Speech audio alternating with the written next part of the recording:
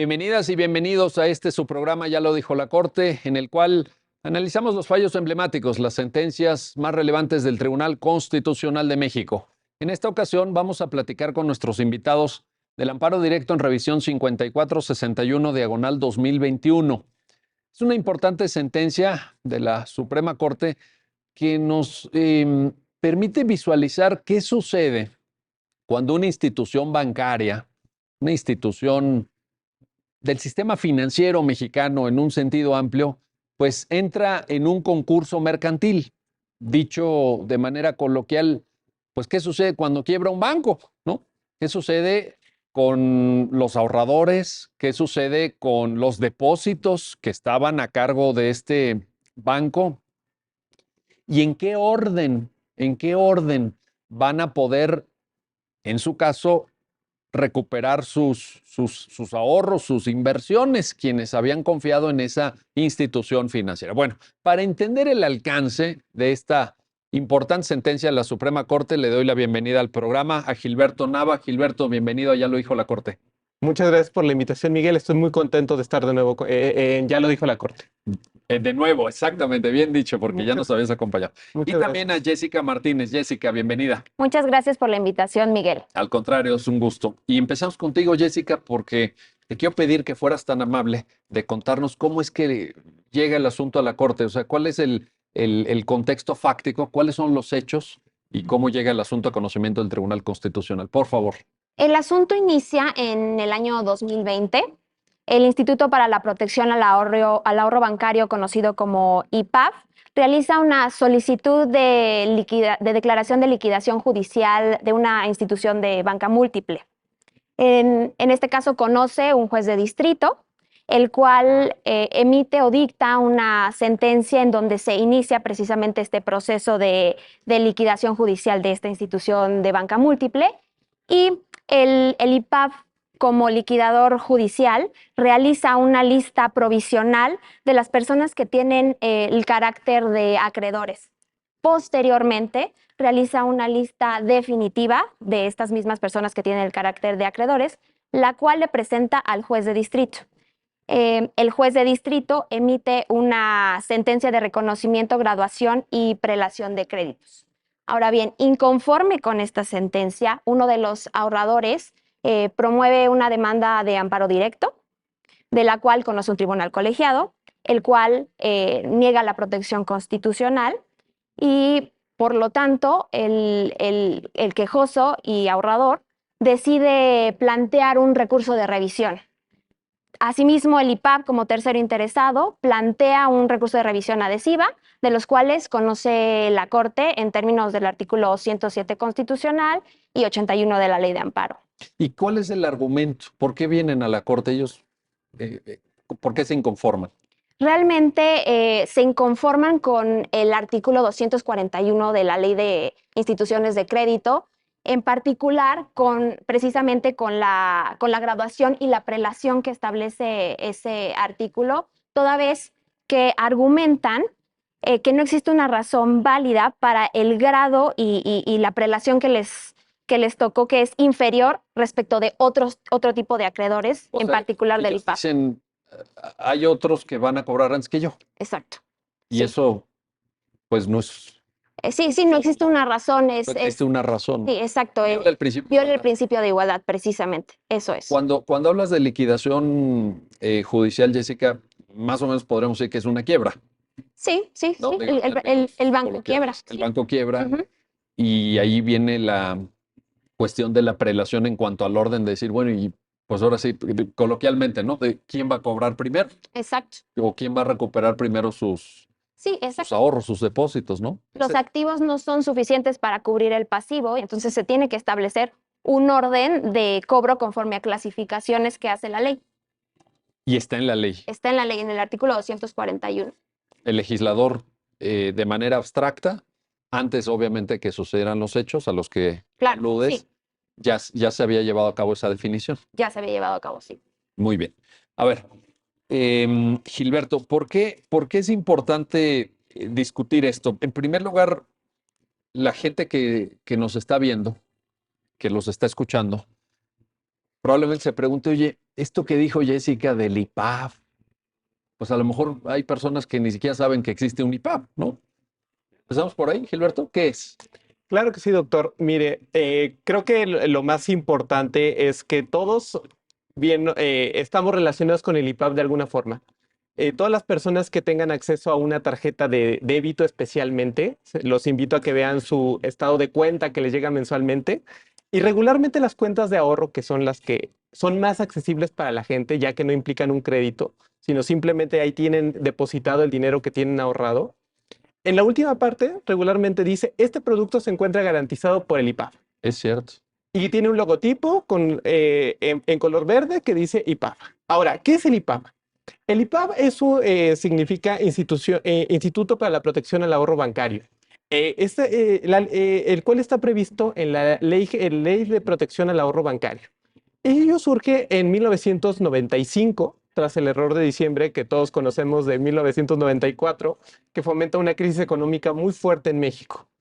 Ahí surge la idea de crear un sistema de protección al ahorro bancario. ¿Cuál es la idea? Que ante la quiebra de un banco, el cual fue más grave en el 94, que colapsa el sistema financiero, es que los ahorradores no se vean afectados, no sientan un perjuicio en su patrimonio a consecuencia del mal manejo de un banco o del propio sistema financiero. Entonces, el IPAF es un órgano descentralizado de la Administración Pública Federal, es decir, no está dentro de las propias secretarías de Estado.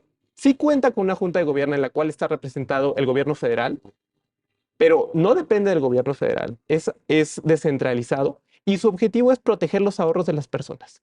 Ante la quiebra de un banco, lo que va a hacer el IPAF, y si un cuentaviente, una persona que tenía sus ahorros en un banco, advierte que va a quebrar el banco, el IPAF inmediatamente cubre los ahorros.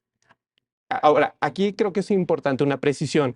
No va a cubrir todo lo que tenía ahorrado una persona en su cuenta de ahorro. El artículo 11 de la ley del IPAF establece que únicamente cubrirá hasta 400,000 unidades de inversión. ¿Unidades de inversión? A ver, ¿qué es una unidad de inversión, Gilberto? Las unidades de inversión están previstas, son calculadas por el Banco de México, en la cual está indexado el peso mexicano con la inflación. Es decir, por ejemplo, Miguel, si tenías 1,000 pesos en tu cuenta de ahorro, esos 1,000 pesos hace 10 años no tienen el mismo valor que lo que tienen hoy. ¿Qué significa eso? Antes con 1,000 pesos podíamos comprar muchísimas cosas. Tal vez podíamos cubrir nuestra despensa. Pero esos 1,000 pesos que teníamos hoy probablemente no nos alcanzan ni para una cuarta parte de una despensa. O sea, calculado te refieres nominalmente. O sea, 1,000 contra 1,000. 1,000 de hace 10 años a 1,000 de ahorita. Así es, Miguel. Sí. 1,000 pesos de hace 10 años no valen lo mismo que hoy. Correcto. Entonces, el Banco de México lo que trata de hacer al crear las unidades de inversión es que los ahorros de la gente tengan el mismo valor, que tengan el mismo poder adquisitivo. Que a lo mejor si esos 1,000 pesos me alcanzaba para una despensa hace 10 años, hay que sumarle a la inflación que hemos tenido esos 10 años y a lo mejor esos 1,000 pesos ahora son 1,500, 1,600, 1,700. Números más, habría que hacer el cálculo preciso de la inflación, pero esta unidad nos permite conservar el valor adquisitivo de nuestro dinero. Entonces, el IPAF por eso va ajustando diariamente el valor de esas unidades de inversión. Insisto, las calcula diario. Hoy aproximadamente una unidad de inversión equivale a 7.43 pesos. 7.43. Digo, para darnos una idea, ¿no? A ver, para ponerle números. Ok, y entonces, ¿cuánto cubre el IPAF para cada ahorrador? Decías. La ley establece 400,000 unidades de inversión por 7.43, son aproximadamente 2,900,000 pesos, 3 millones, va a ir variando. Lo cerramos en 3 millones. Lo cerramos en 3 millones. Oye, y una pregunta, porque seguramente quienes nos están viendo ya se están haciendo esta pregunta en sus casas. Para todos o sea, si uno tiene en el banco A o en el banco B o en el banco C, ¿esto aplica para todos los bancos? Sí, El sistema financiero mexicano. Pues. Sí, es una pregunta muy importante, Miguel, porque un banco, para poder actuar como institución de banca múltiple, requiere una autorización. Requiere una autorización de la Comisión Nacional Bancaria y de Valores y esta comisión lo que hace es verificar que estas instituciones de banca múltiple cumplan con ciertos requisitos para poder operar como tal. ¿Qué hacen los bancos? Los bancos esencialmente tienen operaciones activas y pasivas. Pasivas son la captación de recursos. ¿Cómo? Principalmente a través de los ahorradores, de los inversionistas. ¿Y qué hacen con ese dinero? Lo prestan. Lo prestan a través de operaciones activas, dan créditos, dan hipotecas, dan tarjetas de crédito que mucha gente en este país las usa. Y bueno, eso implica un riesgo, porque estás captando dinero de alguien más para prestárselo. Entonces, uno de los requisitos para poder realizar este tipo de operaciones de riesgo para los ahorradores es cubrir sus cuotas frente al IPAB. Los bancos tienen que pagar una cuota de aproximadamente es el 4 al millar de todas las operaciones pasivas que realicen. 4 al millar es todas las operaciones que realizan es por 0.004 de todas las operaciones pasivas que realizan, se lo tienen que dar al IPAB. Es una especie de prima en un seguro. Los propios bancos están pagando por una posible quiebra que el IPAB llegue a apoyar a sus ahorradores. Entonces, sí, los bancos tienen esta obligación de pago frente al IPAB a cambio de que el IPAB los cubra frente a sus ahorradores frente a una posible quiebra. Creo que podemos ver esto como un seguro. Entonces, tenemos un coche que nos costó X cantidad, pagamos un seguro, en caso de que algo le llegue a pasar a nuestro vehículo, que nos lo roben, que lo choquemos, va a entrar el seguro a cubrir, ¿cierto? No cubre el 100%. Realmente ningún seguro nos va a cubrir el 100%. O por lo menos yo no tengo noticia de que un seguro nos cubra el 100%. Alguno habrá. Alguno habrá probablemente. Pero la idea del legislador, cuando nace la ley de protección al ahorro bancario, alguno legislador dijo, ¿y por qué no todo? ¿Por qué no cubrir el 100% de cada ahorrador? Y la discusión que surgió fue, no podemos cubrir todo porque creamos un incentivo perverso al banco. Puedo hacer lo que quiera, total, hay un seguro que va a venirme a cubrir en caso de que quiebre. Entonces, y también es la idea de los seguros, que nos cobren el 90%, que nos cubren el 75%, el 80%, para que no andemos manejando como locos de que no importa que le pase a mi coche, yo no voy a tener ninguna pérdida.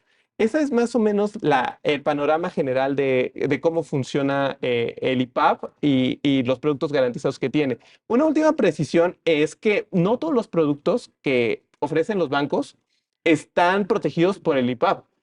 O sea, el artículo 46 de la Ley de Instituciones de Crédito establece únicamente cuáles son. Y solamente nos va a cubrir, en caso de la quiebra del banco, los depósitos bancarios, es decir, cuentas de ahorro, ya sea que están invertidas a la vista, a un determinado plazo, previo aviso, y algunos tipos de préstamo. Pero no va a cubrirnos operaciones de alto riesgo, operaciones en la bolsa, operaciones que sí implican una fluctuación donde hay un riesgo a cambio de una mayor ganancia. Ese tipo de productos no van a estar cubiertos por el IPAB. Únicamente depósitos bancarios, especialmente las cuentas de ahorro. Lo cual tiene su lógica porque se dirige a proteger a un cierto tipo de participantes en el mercado financiero que pudieran, digamos, ser jugadores más pequeños o menos informados, tal vez. El ahorrador promedio, vamos.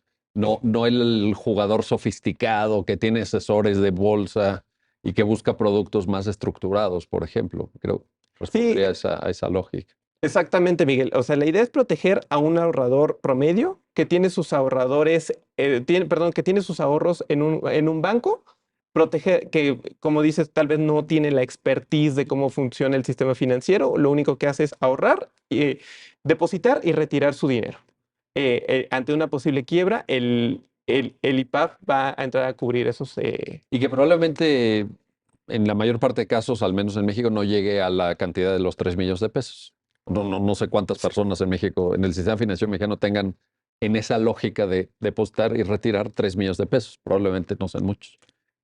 No, realmente se trata de las 400,000 unidades de inversión en la ley están calculadas sobre una media. Es decir, esta cantidad va a cubrir no tengo el porcentaje preciso, pero va a cubrir un alto porcentaje de los ahorradores. Precisamente porque nadie o muy pocos superan los 3 millones de pesos. Exactamente. Oye, Jessica, déjame regresar contigo para esto. El orden. ¿Por qué el orden de prelación importa a la hora de acudir a una liquidación judicial? ¿Por qué no alguien podría decir, por ejemplo, oye, pues no sé, déjame pensar en esto. Pues el que toque primero la puerta, o el que demande primero, o, o el más necesitado, el que diga, oye, no, fíjate que ahorita lo que pasa es que tengo que liquidar mi casa o tengo que pagar la tarjeta de crédito. Ve tú a saber. Y sin embargo, como tú misma nos comentabas, pues hay una disposición legal. Es el legislador el que dice, no, a ver, primero esto, segundo lugar, tercer lugar. ¿Por qué esto es importante? Claro, hay las clasificaciones que se establecen en el artículo y la prelación con la que van a ser pagados obedece a un beneficio social o un beneficio colectivo. Por ejemplo, los primeros que deberán ser pagados van a ser los créditos laborales. Históricamente, México tiene una tradición de protección a los derechos laborales, ¿no? Por ejemplo, ellos serían los primeros. Posteriormente serán pagados los gastos normales, así están denominados. Se refiere a todos aquellos gastos de mantenimiento y administración de los bienes del patrimonio de esta institución bancaria. Posteriormente serán pagados los créditos con garantía o gravamen real, Ujú. que tienen cierto derecho respecto de un bien Cuando identificado. decimos gravamen real, decimos que hay que hay un bien inmueble que garantiza el crédito, Sí, podría ser una hipoteca, por una ejemplo. hipoteca, ¿no? Ujú. Y ahí, fíjate, la ventaja, Jessica, no sé si estás de acuerdo, es que, pues como tienes el bien inmueble, lo puedes vender y con eso pagar a los acreedores, ¿no? Efectivamente, así Esa es la sucede. ventaja. Sí. Y este acreedor tendría derecho al producto de la venta de ese bien en particular. Ujú, Entonces, correcto. también por eso se encuentran en un orden de prelación superior Tiene sentido, a ¿no? otros. Claro, tiene Le veo sentido. mucha lógica eso. Claro. Posteriormente vendrían otros créditos laborales distintos de los establecidos en el artículo 123 constitucional. Ujú. Y posteriormente vendría ya en el supuesto que se trata en este amparo directo en revisión, que son los créditos derivados del pago de obligaciones garantizadas, que son estas que nos hacía favor de comentar Gil, que son depósitos, créditos, préstamos. Ahí es donde entra esta lógica de las UDIs y Exacto, hasta el límite. hasta el tope de las 400,000 UDIs, ¿no? Exacto. ¿Ese sería el supuesto? Este sería el supuesto hasta el límite que viene establecido en el artículo 6 de la Ley de Protección al Ahorro Bancario. Ok. Y posteriormente, en una clasificación inferior, se encuentra el saldo de aquellos créditos que no alcanzaron a cubrirles con estos 400,000 UDIs. O sea, si alguien, déjame preguntártelo así en términos muy coloquiales, Jessica. Si alguien tiene en una cuenta de banco, en ese banco que pasa a liquidación judicial, más de 3 millones de pesos, entonces ya no entra en el escalón anterior, ya se va al escalón posterior. Pensemos que alguien tiene 10 millones de pesos. Entonces, a lo mejor 3 te los cubre el IPAB y los 7 ya te vas al siguiente escalón. Precisamente Quiere así. decir esto que todos los activos tienen que alcanzar primero para liquidar lo cubierto por el IPAB y luego vienen El saldo, sí, claro, el saldo que remanente, digamos, exacto, el remanente exacto que no fue pagado o cubierto y vendrían en un escalón, podríamos decirlo, o sea, tienen que esperar. tienen que esperar, sí, ¿Y luego efectivamente. qué viene, Jessica? Luego vienen los créditos derivados de otro tipo de obligaciones.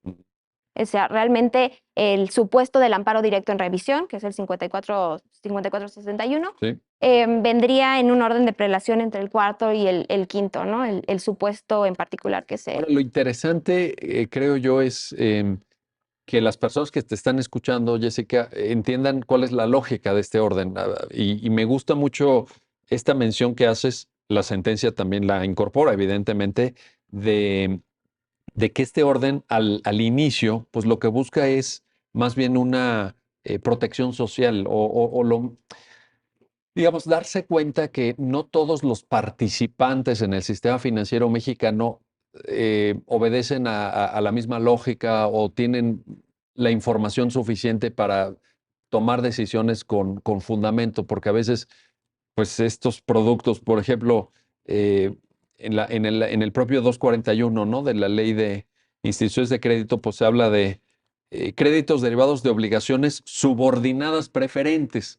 Pues yo no sé si el ahorrador medio el ahorrador promedio, pensemos en un trabajador, en una trabajadora, que tiene un sueldo, digamos, normal, pues sepa que es una obligación subordinada preferente. Y tampoco sé si sean tenedores de estas obligaciones. O sea, si vayan y le digan al gerente de su banco, oye, pues, ¿qué tienes esta semana en obligaciones subordinadas preferentes o obligaciones subordinadas no preferentes, que es la fracción octava, que es la siguiente, ¿verdad? Ujú. Probablemente no sea, creo yo, la mayoría, ¿no? Sí, no, definitivamente los escalones que están establecidos o las clasificaciones que están establecidas y previstas en el artículo 241 obedecen a un beneficio colectivo, en beneficio de la sociedad. Y efectivamente no todos tienen acceso a los mismos conocimientos y a las mismas herramientas. Por eso se protege principalmente a créditos laborales, ¿no? Que son el número uno. Sí, que ahí, pues siempre bueno, cuando nosotros estudiamos Derecho del Trabajo, siempre se nos decía, no, pues los créditos que tengan los trabajos son preferentes, o sea, van Claro, hasta arriba, ¿no? sí. Porque, bueno, pues obviamente, incluso tú misma lo citabas, está el artículo 123 constitucional, ¿no? Y la necesidad de que los trabajadores, pues en lo inmediato cobren porque, Claro. pues de eso viven. De Ujú. eso viven. Aquí ni siquiera estamos hablando de un ahorro, sino de la contraprestación por un trabajo efectivamente prestado. Entonces, pues si ya trabajaron, pues tienen derecho Claro. preferente a cobrar antes que otro. Yo creo que aquí está la lógica, pero qué bueno que ya nos lo aclaraste. Bueno, vamos a hacer una pausa, no se vayan, regresamos enseguida para continuar en este análisis del amparo directo en revisión 5461 diagonal 2021 con nuestros invitados. Regresamos. Ya estamos de vuelta, ya estamos de regreso en este su programa, ya lo dijo la Corte, para continuar en esta conversación con nuestros invitados. Estamos analizando el amparo directo en revisión 5461 diagonal 2021 e intentando, a resultas precisamente del razonamiento que la Corte hace en la sentencia, entender qué sucede cuando quiebra un banco. ¿Qué sucede cuando quiebra un banco? Cuando los adeudos de ese banco superan la capacidad de pago y por eso quiebra precisamente. Y entonces, pues, ¿quién viene antes para cobrar?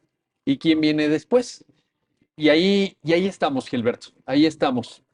Pero aquí el asunto es que los ahorradores lo que impugnan es esta prelación a la que Jessica aludía antes del corte. Y dicen, oye, ¿y esto por qué tiene que ser así? Bueno, la respuesta podría ser, pues es que así lo dice la ley, pero ellos dicen, pues esa ley viola el principio de igualdad. ¿Por qué? ¿Cómo entender esta concepción de la igualdad, Gilberto? Claro que sí, Miguel. Creo que es importante partir de que la igualdad la podemos entender desde dos puntos de vista.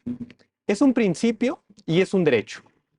Como principio, el artículo primero constitucional indica que, bueno, todas las personas debemos ser tratadas por igual. Está la igualdad bajo la ley y la igualdad ante la ley. O sea, a todos nos aplican las mismas leyes, todos tenemos las mismas reglas y debemos comportarnos de la misma forma frente a la ley. Y la ley nos trata igual a cambio. Y por otro lado tenemos la igualdad sustantiva, que es el mandato previsto al legislador para que no realice distinciones arbitrarias entre personas que se encuentran en un plano de igualdad. Es decir, que el legislador no vaya a discriminar a una persona en la ley que emite. Ahora bien, Y alguien podría pensar que ese es el supuesto, ¿no? exactamente, justamente ese es el planteamiento que nos hace la recurrente en este asunto, porque dice, es que este artículo 241, que establece, como bien decía la licenciada Jessica, que primero van los trabajadores, luego van las garantías reales con el fisco, y después van los ahorradores pequeños, los ahorradores grandes, etcétera, etcétera. El planteamiento que nos hace la quejosa es, bueno, yo soy un ahorrador que tiene más de 400,000 unidades de inversión, que mis ahorros superan esa cantidad. Y a mí me estás discriminando por dos razones. El planteamiento de la quejosa es, a mí me discriminas porque le das preferencia a los ahorradores pequeños sobre los grandes. Entonces a mí me estás discriminando por capacidad económica, porque yo tengo más, no tengo derecho a recibir todo lo que tenía. Me quedo con las 400,000 unidades de inversión. Y segundo, también me discriminas Porque pones al IPAF, al Instituto para la Protección al Ahorro Bancario primero. A él lo pones en el grado 4 y a mí me pones en el grado 5. Entonces, primero va un ente del Estado y luego yo. Pero a ver, aquí nada más para entender esto, Gilberto, para quienes nos están escuchando. Pero no es que el IPAP cobre. O sea, ¿el IPAP cobra para qué? Exactamente. Ese es el planteamiento de la quejosa. Aquí lo que habría que mencionar es el IPAP no es el IPAP como tal, es el IPAP subrogado en millones de ahorradores pequeños en las obligaciones que esta institución bancaria en quiebra tiene frente a sus ahorradores pequeños. ¿Qué sucede con el IPAP? Como lo comentamos hace un momento, el IPAP es un seguro en el que, así como un seguro de coche nos cubre si chocamos a alguien o alguien nos pega en nuestro vehículo o nos lo roban, y el seguro llega a cubrirnos el daño que resentimos, el seguro tiene después la posibilidad de repetir, de voltearse contra quien causó el daño y decir, ahora me pagas a mí. Claro. O sea, en el caso de un vehículo, si aparece el vehículo robado, el asegurado no puede decir, pues me quedo con el dinero que cobré el seguro y con el coche. No, porque en teoría la aseguradora te está pagando el coche, entonces el coche de la aseguradora. Lo mismo pasa con el IPAP. El IPAP ante la quiebra es para que tú ya no estés en incertidumbre ahorrador. Yo voy a llegar y voy a cubrirte todo lo que tenías. Pero a cambio, yo quiero todos los derechos de crédito que tú tenías frente a la institución en quiebra. El IPAP no se queda con el golpe, por decirlo de alguna forma, no resiente el daño. El IPAP se subroga, es la figura jurídica que opera en este caso, y por subrogarme significa la sustitución de una persona en otra. En este caso, como el IPAP llega a cubrir el daño que causó la institución financiera ante la imposibilidad de cubrir el monto que tenía frente a sus ahorradores, lo que hace el IPAP es cubre y al mismo tiempo tú ya no juegas. Tú ya no juegas en como lo mencionaba la licenciada Jessica hace un momento, ya no juegas en el litigio porque tú ya no sientes ningún daño. Entonces el IPAP se subroga. Y ahora págame a mí lo que yo pagué por ti, institución bancaria. Ahora, esto es muy importante, Gilberto, lo que mencionas me parece fundamental para entender el análisis que lleva a cabo la Corte en aras a lo que Jessica apuntaba del mayor beneficio social. Es decir, obviamente el IPAF recibe en ese orden, en el orden de prelación que está establecido en el 241 de la Ley de Instituciones de Crédito, y cubre primero a los pequeños ahorradores en ese mayor beneficio social. Obviamente lo ideal sería que nunca quebrara ningún banco, pero esto es un supuesto ya extremo y no quebra todos los días un banco tampoco. Entonces aquí me parece que con esta explicación que nos acabas de hacer favor de compartir, pues queda muy claro que ahí hay una lógica social. Ahora, la pregunta sería si esto es o no compatible con el principio de igualdad previsto en la Constitución y de no discriminación previsto en la Constitución, ¿verdad? Y ahí es donde, Jessica, la Corte mexicana, la Suprema Corte, entra en una especie de diálogo, déjame ponerlo así, con el sistema interamericano de derechos humanos, porque en la sentencia se cita la Convención Americana, se cita una opinión consultiva de la Corte Interamericana, en fin, puntos de vista que vienen del sistema, del derecho internacional de los derechos humanos. ¿Por qué es importante esto? Es importante, digo, primero que nada, el artículo primero constitucional prevé el derecho, que también es un principio, como bien señalaba el licenciado Gilberto, a la igualdad, pero también en su otro aspecto de no discriminación, ¿no? No discriminación por motivos de raza, religión, etcétera, ¿no? A su vez, el sistema interamericano del cual el Estado mexicano forma parte, establece en la Convención Americana también los supuestos y regula el derecho a la igualdad. Ahora bien, derivado de la reforma constitucional que hubo en materia de derechos humanos y el parámetro de control de regularidad constitucional que existe, obviamente para el Estado mexicano es fundamental lo establecido por la Corte Interamericana en esta materia. Y ahí la Corte Interamericana, recuerdo que la sentencia menciona que es el principio de igualdad y no discriminación una norma absolutamente vinculante, ¿verdad? Esto que llaman jus cogens, ¿no? Efectivamente, es una norma jus cogens que no admite acuerdo en contrario y por lo tanto, pues debe de ser observada por todos los estados independientemente de que hayan celebrado una convención o un tratado que prevea ese derecho. Es una norma que obliga a todos los estados a observarla. Es una obligación erga omnes. Pues es el grado más alto de protección. Efectivamente. En el derecho internacional de los derechos humanos, digamos que estarían, si fuera una olimpiada, con la medalla de oro, ¿no? Exacto, precisamente. Bueno, ahí está la cuestión. Ahora, Gilberto, nos estabas platicando antes. Entonces, principio de igualdad y también derecho a la no discriminación, ¿no? Y la proyección de todo esto en el ordenamiento jurídico. ¿Faltaba algo para entender esto de la igualdad? Sí, a mí me gustaría agregar que, bueno, repitiendo un poco lo que ya había comentado, es la igualdad material, Ujú. entiéndase como un mandato al legislador de no hacer distinciones entre personas iguales. Si son dos personas iguales, trátalas igual. Es un mandato dirigido específicamente al legislador de no discriminar en la ley que emita sobre algún punto. En este caso, la recurrente justamente alega eso. Es, oye, el legislador me está discriminando. Oye, Suprema Corte, el legislador me está discriminando porque yo soy igual que el resto de los ahorradores y me estás dando un trato diferenciado. El argumento de la quejosa es esencialmente yo soy una ahorradora que tiene más de 400,000 unidades de inversión y me pasas del grado 4 al grado 5 de prelación que ya comentamos. Y además me estás discriminando porque yo soy más pequeño, por decirlo de alguna forma, que el Estado mexicano. El IPAB es una institución pública, al final de cuentas, o un órgano descentralizado, pero a fin de cuentas es público. Y pones primero al Estado y luego me pones a mí. Al respecto, cabe precisar que para que haya una discriminación, el primer paso para analizar que un trato diferenciado entre dos personas iguales se considere discriminatorio, debemos de partir, aunque suene redundante, que las personas son iguales.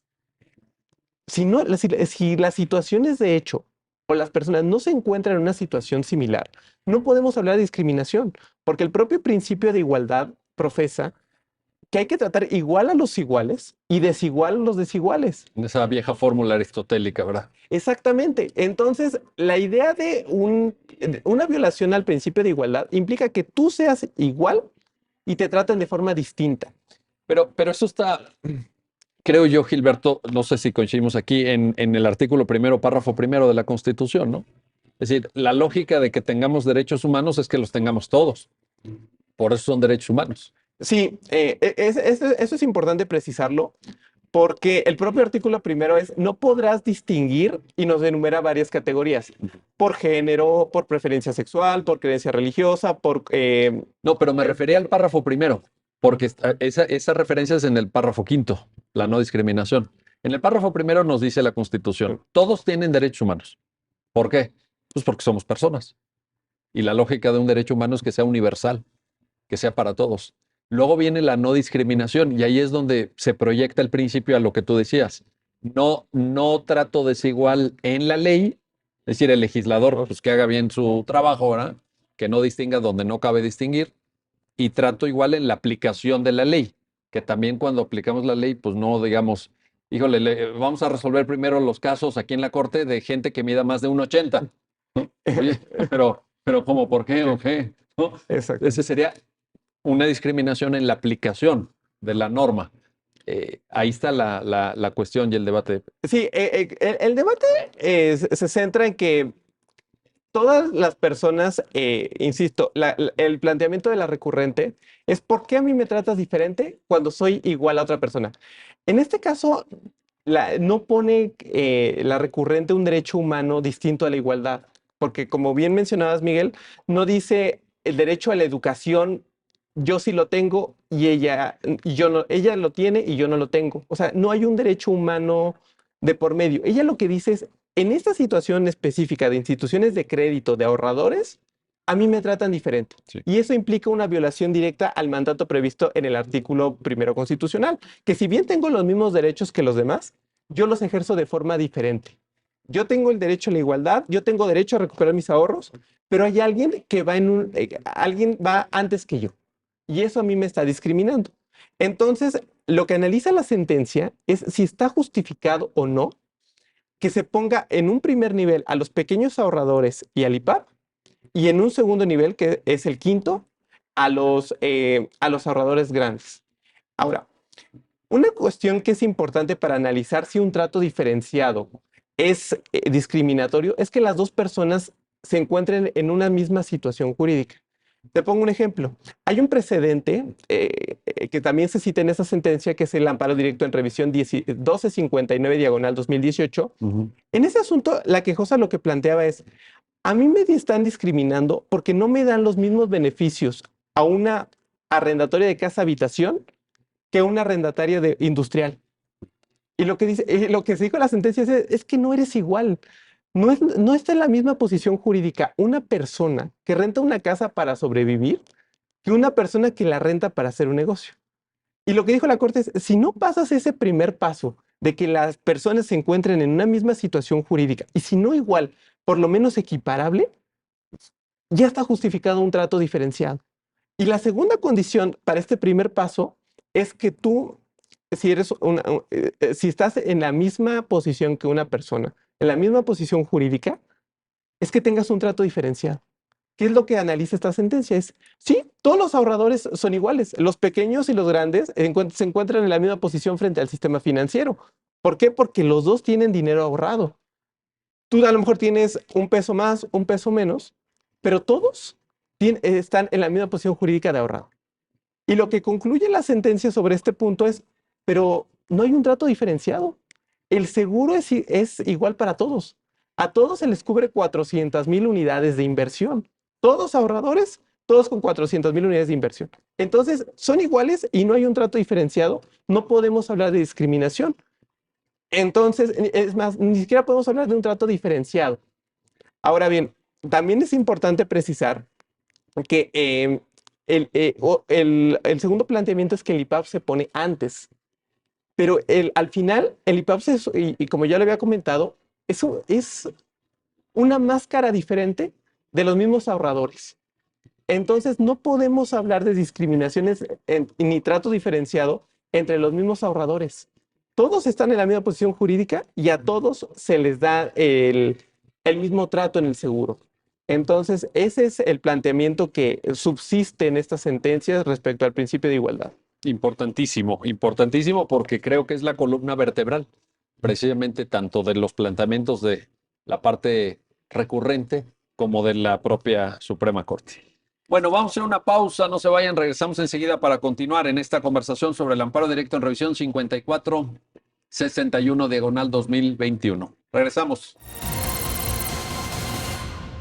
Ya estamos de vuelta, ya estamos de regreso para continuar en esta conversación, en este análisis con nuestros invitados sobre el amparo directo en revisión 5461/2021.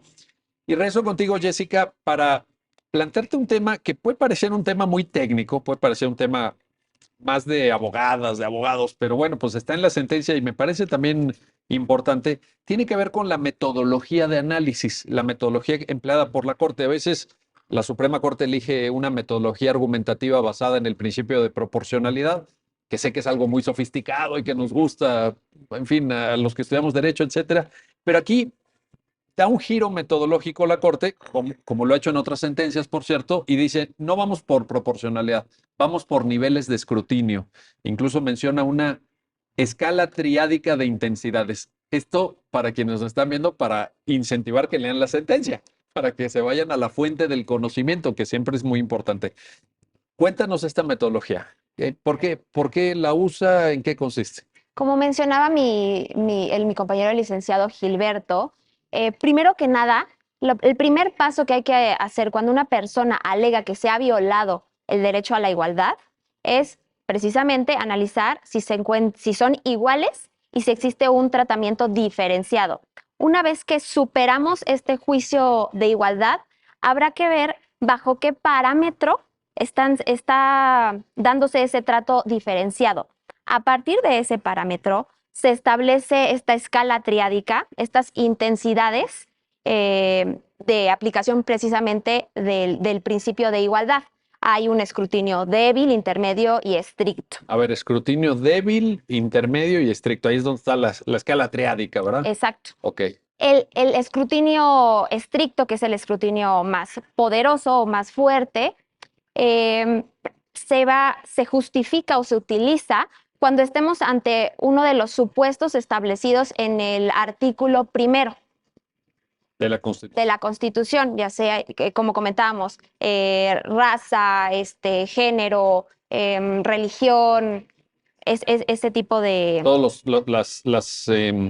lo que está descrito ahí, ¿verdad? Estoy viendo aquí religión, opiniones, preferencias sexuales, condiciones de salud, condición social, discapacidad, edad.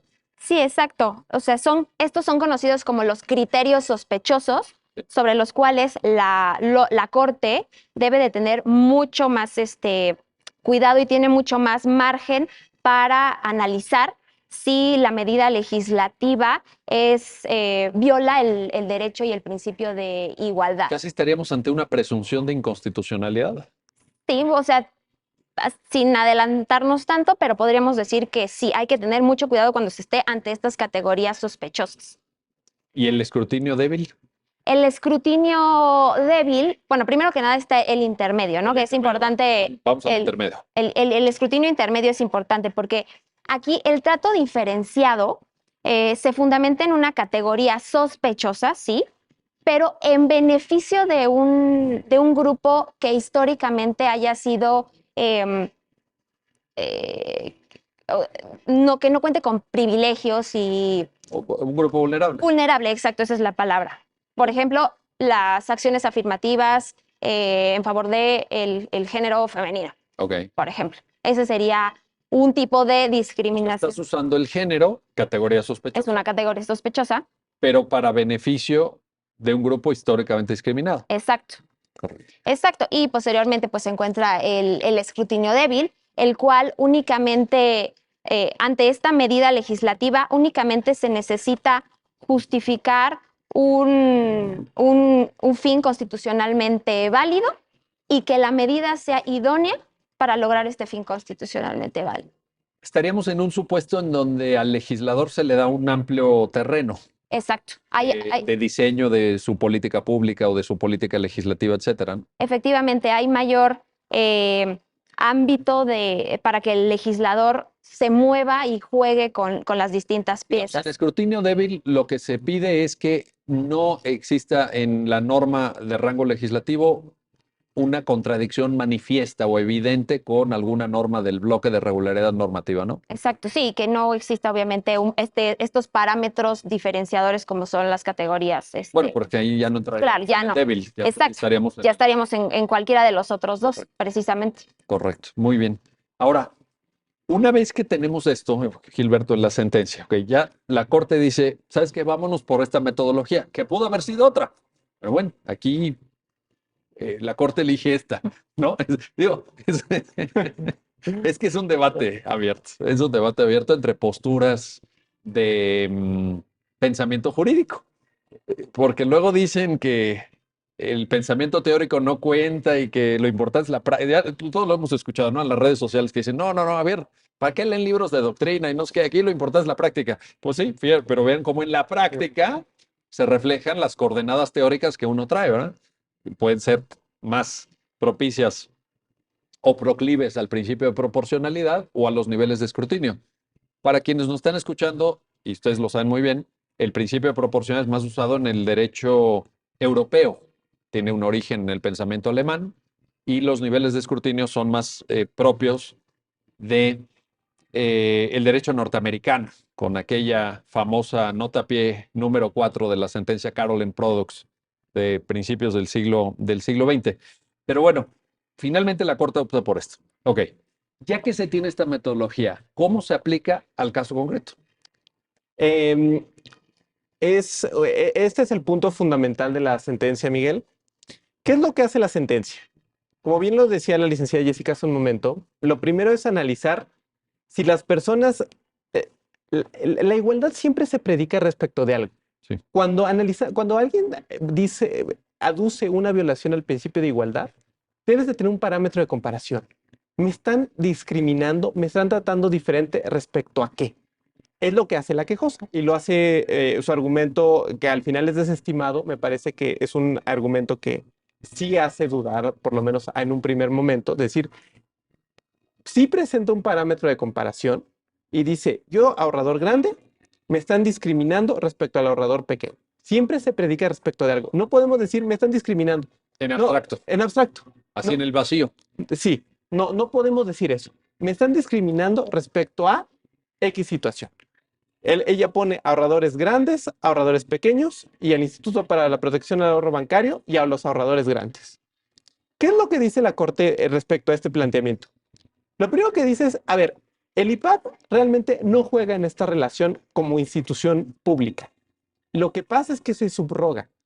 Como lo platicábamos hace un momento sobre los seguros, el IPAP llega y cubre a los ahorradores hasta por el monto que tenían ahorrado, 400,000 unidades de inversión, y se subroga.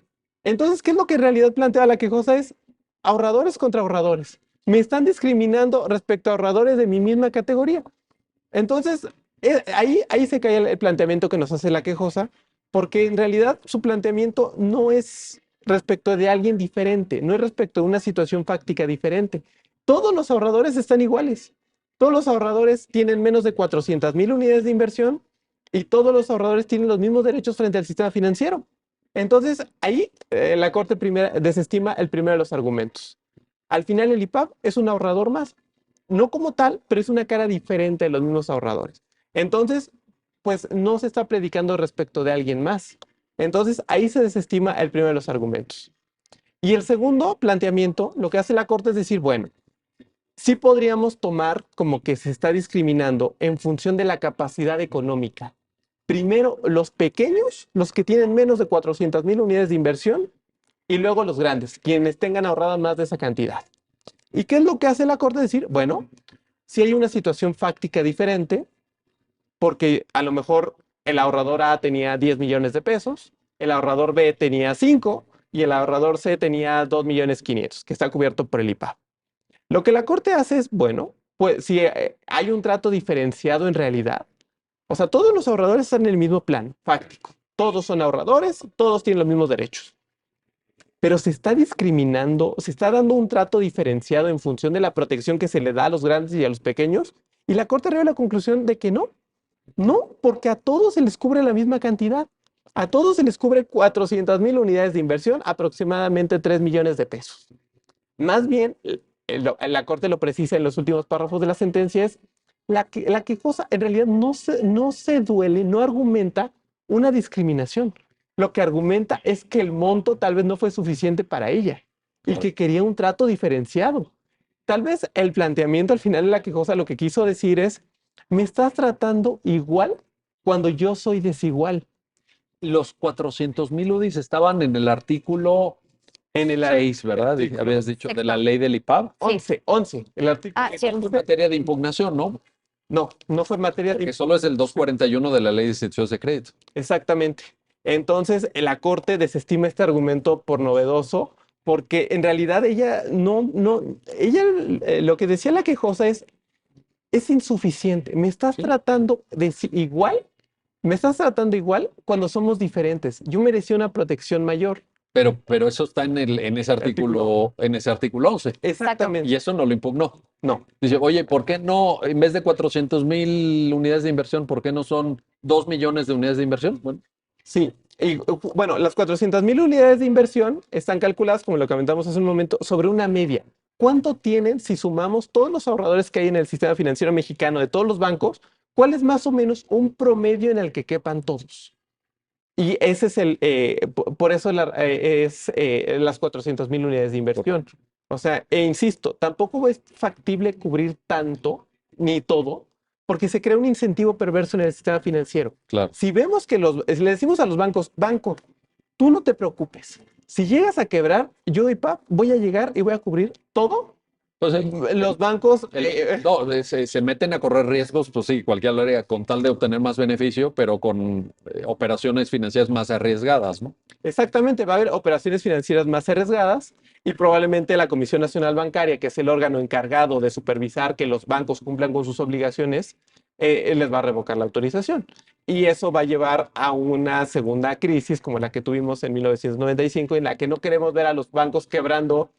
Ahora, me hace mucho sentido lo que dices. Me parece que lo explicaste de manera muy luminosa porque al final el legislador tiene que dejar cubiertos y protegidos a los ahorradores promedio. Por ejemplo, si alguien llega y dice, oye, es que yo tenía en ese banco que quebró 200 millones de pesos y pues tú me estás cubriendo 3 millones.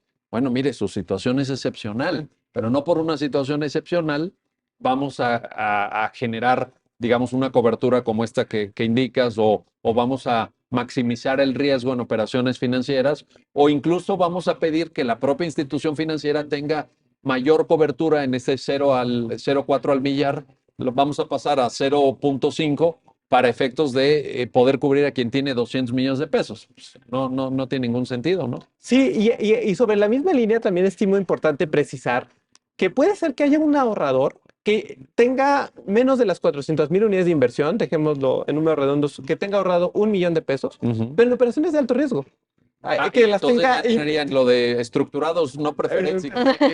No sé ni qué quiere decir eso, pero bueno, sí suena como de eso que tú dices. Exactamente. O sea, si son operaciones que en las instituciones accionarias hay operaciones de alto riesgo.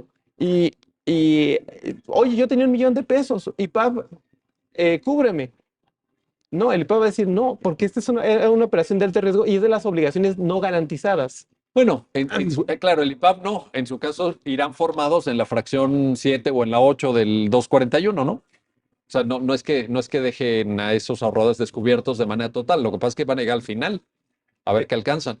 Exactamente. Sí, Pero el IPAP precisamente. el IPAP no se hace cargo. No. No.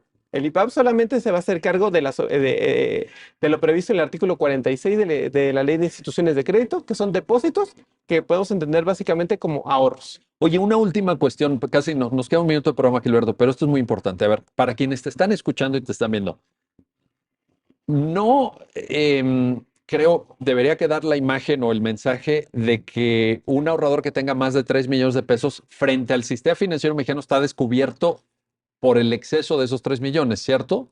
O sea, si tú tienes 10 millones y quiebra tu banco, no quiere decir que del 1,3 millones al 1,10 millones no vayas a poder recuperar. Lo que pasa es que te pasas al siguiente escalón. ¿Es esto así? Exactamente. El IPAB, como lo dice la sentencia, va a cubrir a todos los ahorradores. Sea que tengan más de los 3 millones o menos de los 3 millones, va a cubrir hasta 400,000 unidades de inversión. Ahora, ¿qué pasa con la diferencia? Como bien dices, Miguel, hay un ahorrador que tenía 10 millones de pesos. Lo único que va a pasar es que el IPAB no va a cubrir esa diferencia, pero este ahorrador siempre tiene la posibilidad de tomar las acciones legales que considere pertinentes contra la institución bancaria en quiebra y pasar al siguiente, como bien lo decías, al siguiente nivel de prelación en la lista de acreedores. Mas no significa que no vaya a recuperar todo. Significa que el IPAB no va a cubrir esa parte, que pasa al siguiente escalón y que puede ir directamente con el banco a reclamar la diferencia.